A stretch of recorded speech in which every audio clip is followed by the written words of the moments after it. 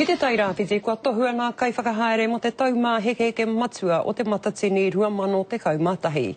Hoi anō kua tīmata noa atu ara tau whakahaere ki te whenua o Waiohika, me te whai I te tauira o te huhinga nui o Rhythm and Vines. He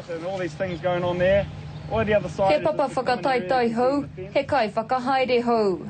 I tohua au e te rōpū whakahaere, ara Tairāwhiti Cultural Development Trust, hei kai whakahaere mo te kaupapa nei.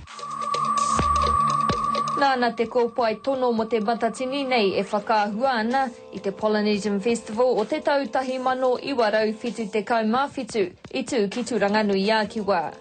Your Majesty, finally we present an item on behalf of all the visiting guest tribes of Māoridom. Engari, e haratana toa I te tuataki tahi, he tuataki tinike. Kua tono atua ki taku tuahine a Harata Gibson, te whakahaere ngā ahuatanga I te kāinga nei, anō ko Tama Brown, me taku pāpā no hoki a Harawira Gardner, nā reira ko mātou toko whā me ki, te rōpū e whakahaere ana I tēnei kaupapa. E hara tēnei papa I te tau hau ki ngā huihuinga nui, e whitu tau te kono hete o Rhythm and Vines e tuana ki konei. This is really like a dress rehearsal, and we get 20,000 when we get 30, 35,000 in February 2011. It's going to be huge.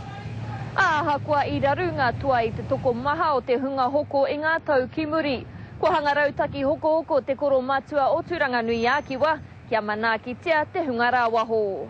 Kei te kiki a rātou toa, kei te kiki ngā hinu, kei roto I ngā whare hinu, me kei te rere mātou ngā hupa mākete me wera atu toa e hoko atu he tākoha mō tātou manuhiri. Mā te whakaaro ko tahi o ngā rōpū kai whakahaere katoa, ka ngāwari te haere.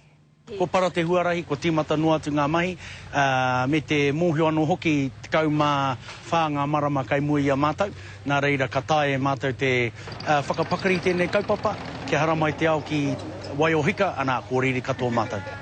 Irina Smith, Te Karere.